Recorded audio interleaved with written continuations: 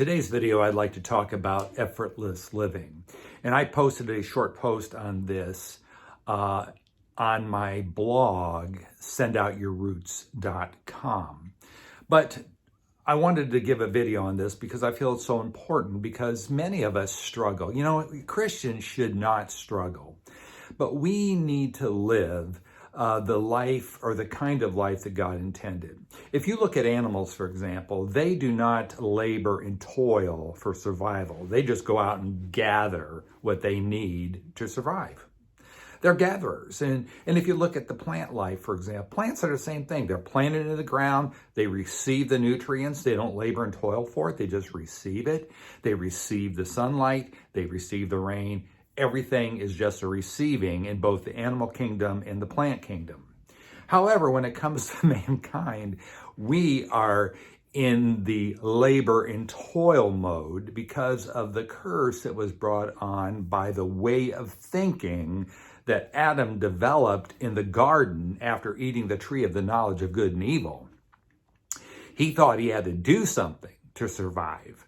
And so mankind has spent literally thousands and thousands of years struggling just to survive until one man came along, Jesus Christ, who is God incarnate.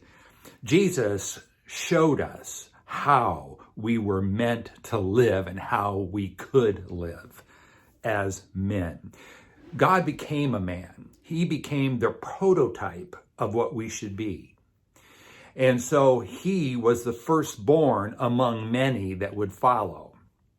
So what Jesus did, he was teaching the people around him, particularly his disciples, to live effortlessly. How?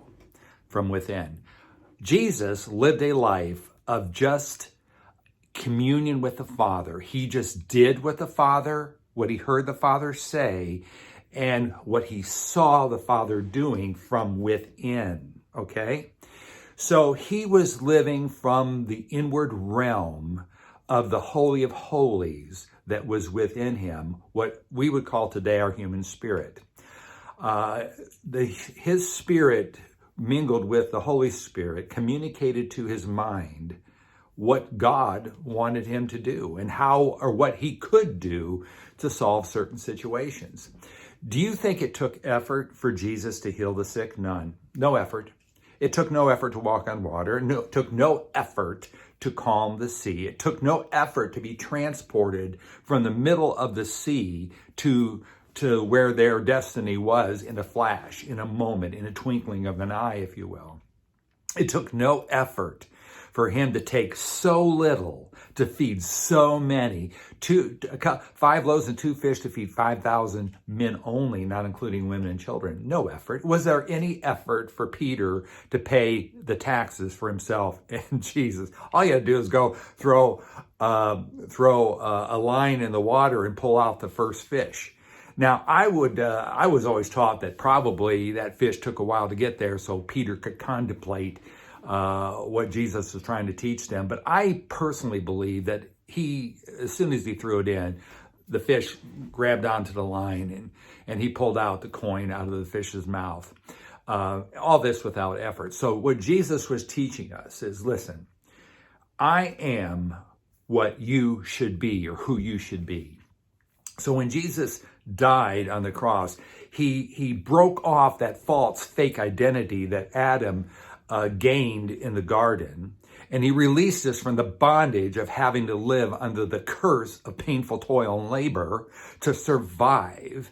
And he came within us as Christ in you, the hope of glory. This was the hallmark of the Apostle Paul's teaching, that Christ is in you as a hope of glory. Why? So that you could live as he lived, so that you could live effortlessly, so that you could be healed effortlessly of anything going on in your body, that you could be provided for effortlessly by the instruction that the Holy Spirit gives you from within.